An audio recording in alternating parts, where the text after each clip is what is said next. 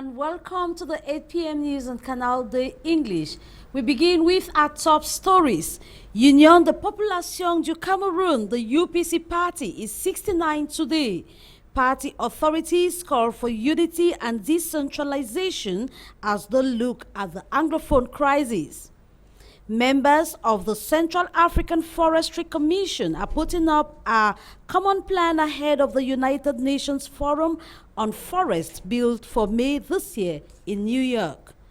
Some staff delegates of the Douala City Council went on strike today as they ask for a better health insurance policy. Patients in the northwest region of Cameroon are bracing up ahead of the arrival of a medical vessel where consultation and treatment would be free. Developments of this news would be yours right ahead.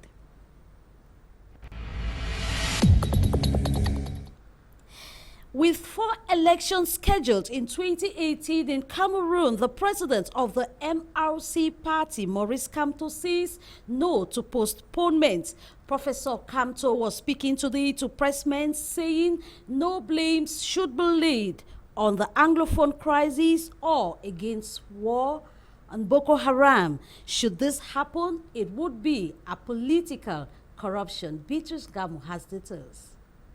For 2018 in Cameroon, senatorial in April, legislative and municipal in September, and presidential in October. The electoral calendar the governments have in hand, according to MRC chairman Maurice Kamto. Maurice Kamto is against any drifting of the electoral calendar, and the Yaoundé regime, he says, will justify this with budgetary constraints related to the war against Boko Haram and the Anglophone crisis. What the party is saying is a political coup d'etat, and they are not okay with this. We are speaking openly. I'm not speaking in my room, or where if the government is challenging, the government can challenge what we are saying and come out and speak clearly to all the Cameroonians, clearly that we can declare here that the elections, all the elections scheduled in 2018 will take place effectively in 2018. And that what Mr. Kamto is saying on CRM are saying is not serious or nonsense. Then we'll calm down. But at that time, we'll say on what ground we rely to make such a statement. To the MRC scribe at Militan, this flow is part of political corruption, which they are ready to always decry and are open to political options with others. I'm saying this because it is something which is ongoing, and we are hopeful that it is just a tentative to do something, and that will not go very far. And that is why we anticipate to say don't do that, because it will not be good for our country. The wish of the MRC is for a Cameroon for all Cameroonians. Voters are open to all, and the one capable of mobilizing Cameroonian youths is fit to win. Still on politics, today, April 10, makes the UPC party exactly 69 as the party celebrates its Secretary General, Honorable Bappo Lipot, calls for unity and decentralization as he looks at the Anglophone crisis. Tabby Clarkson was present at the cake curtain ceremony and now reports.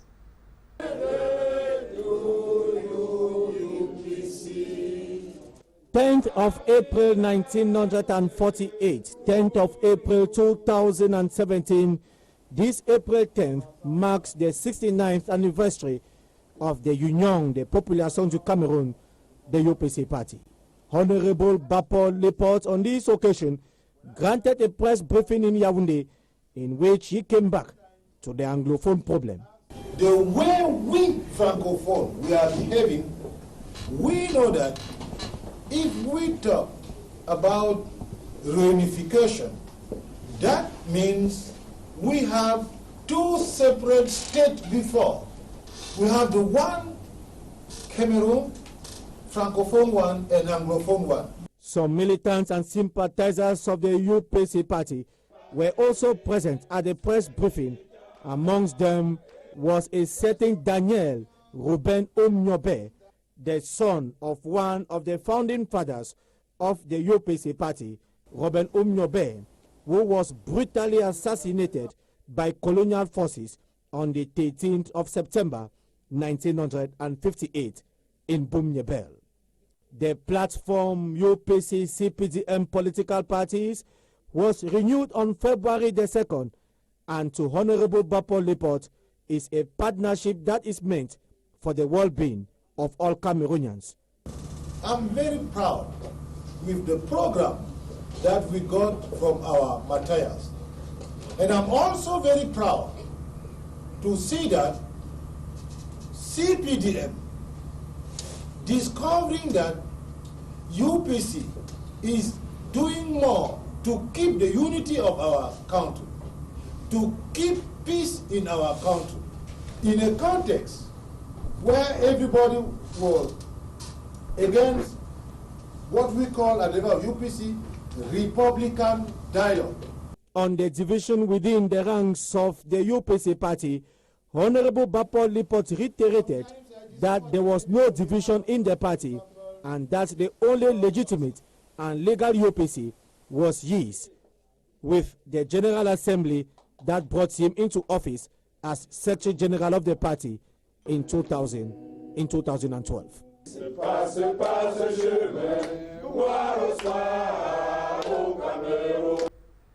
From ongoing negotiations, common law practitioners in the northwest and southwest regions of Cameroon are expected to resume work on the 2nd of May this year. In the following paper, Tarek Divine looks how possible this is. Roughly 6 months after they began boycotting the law courts in the English-speaking Northwest and Southwest to protest an alleged conspiracy by the government to obliterate and eventually demolish the common law system, common law practitioners in the two regions are expected to resume work as from May 2, 2017. The announcement is contained in a release issued Sunday, April 9, by the president of the Cameroon Bar Council, Jackson Nye Kamga.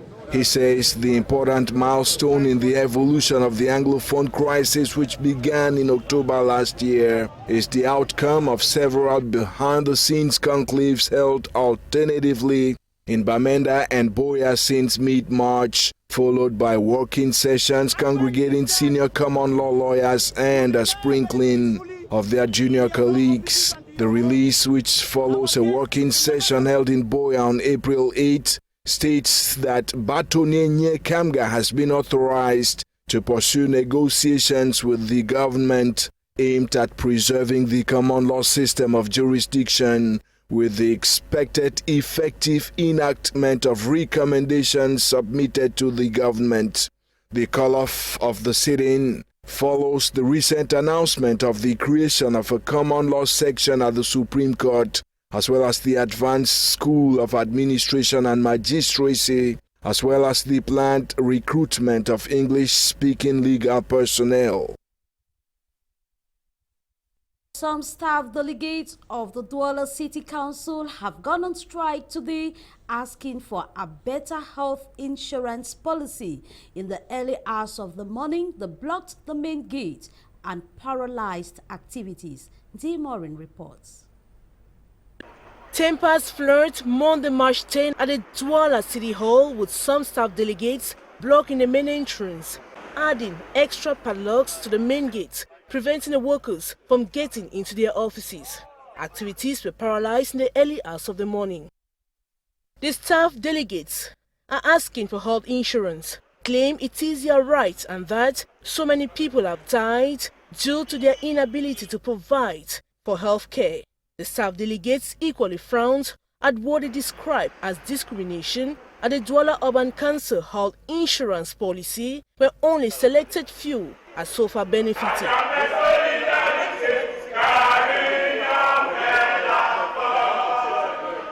Questioning the government delegates on the strike action, Frix Tonentone said the strike was uncalled for, though it is an old problem which management is handling.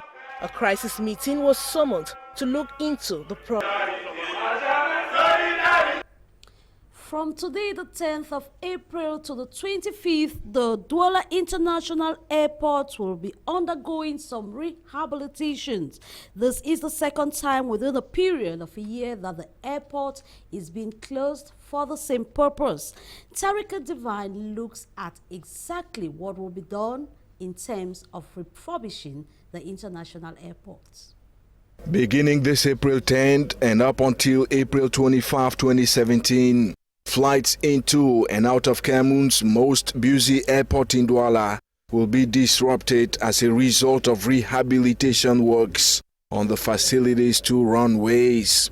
A tweet posted on the web page of the state-run Cameroon Radio and Television at the weekend stipulates that no planes will land or take off from the aerodrome between 4 a.m. and midday on April 10 and between 4 a.m. and 8 a.m. from April 11 to 25.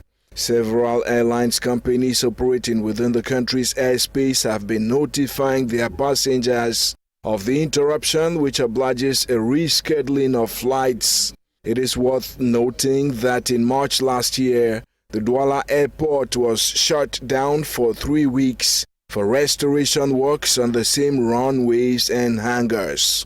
The government of Cameroon, through the National Airports Management Authority Aéroport du Cameroun, announced the works were undertaken thanks to a 30 billion CFA franc funding from the French Development Agency.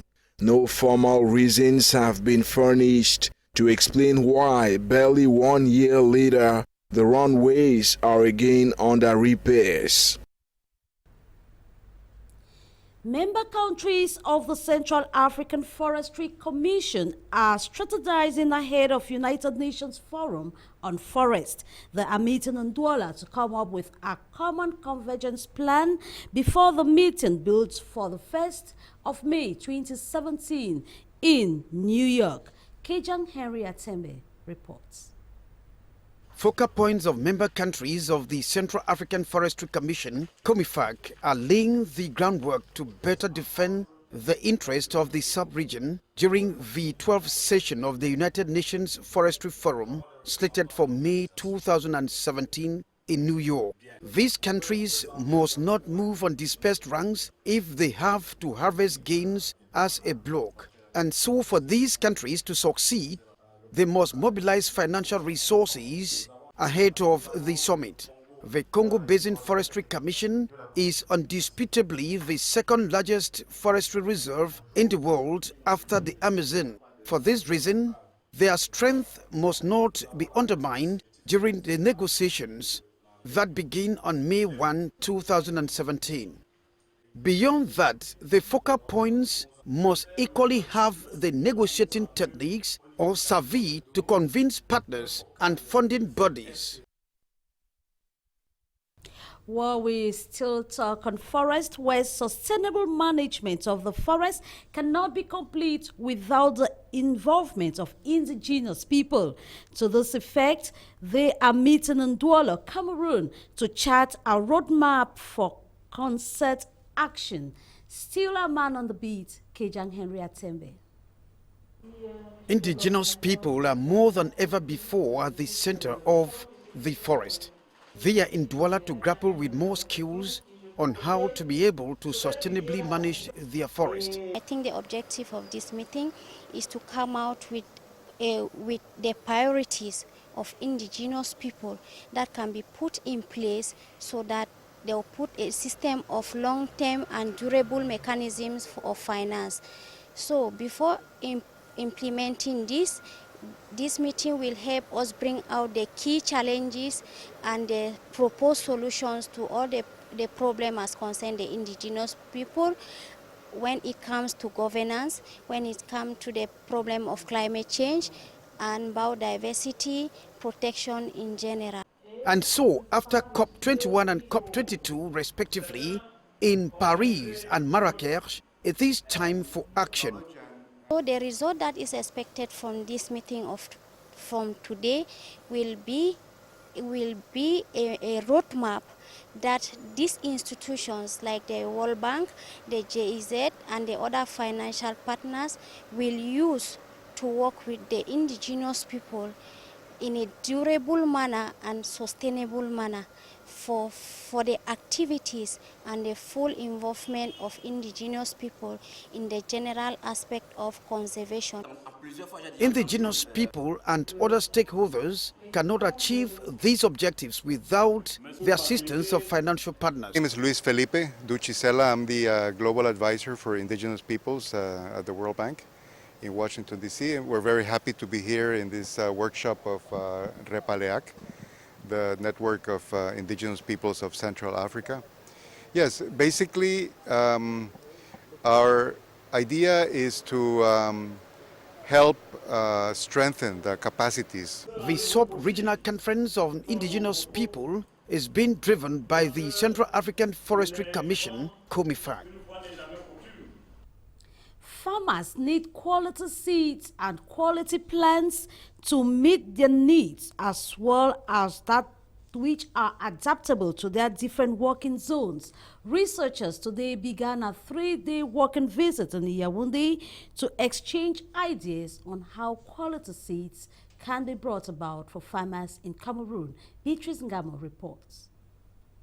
Improved seeds and plants are varieties developed by research to meet certain objectives. It can be to increase production, fight resistance to diseases for post-harvest use, this in respect to the needs of users, farmers. And when we say improve varieties, we mean that the variety is more productive if compared to the local varieties. And this is why IRAD, for the past years, have increased the quantity of improved seeds they put at the disposal of the users. But what is disturbing is that most often, these seeds and plants do not get to the farmers. Together with the other stakeholders in the seed value chain, organize a meeting where we can bridge that gap so that this material gets to the users. Because we know that the base of every production system is good quality seeds.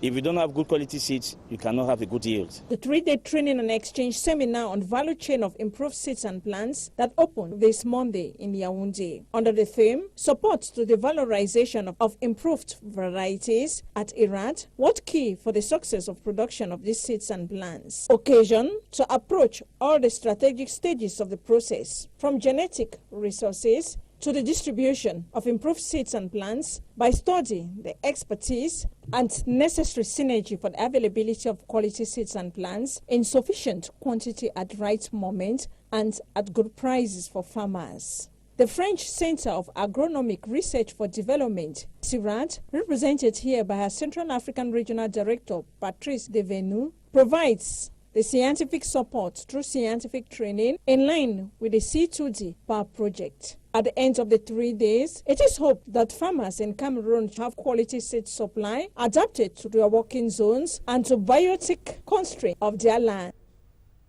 We now talk health. Patients in the northwest region of Cameroon are being sensitized ahead of the arrival of a medical vessel, Mercy Ship. They are being told to register so as to benefit from the expertise of the medical team on board. Annie Collins reports.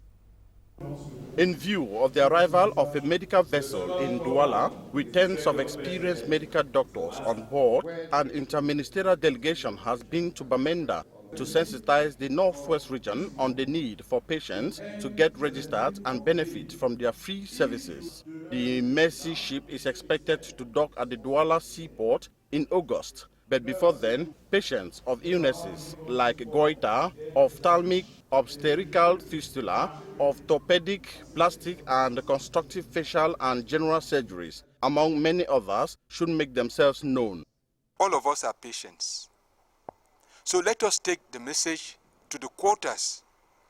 Like I said, if we are not a victim, we either have somebody in our family, a neighbor, a friend, and what do you have? From April 17 to May 17, patients can get registered with the nearest health center, district or regional hospital free of charge. Also, earmarked patients for treatment will be transported from their area of residence, consulted, treated, and transported back to their base free of charge.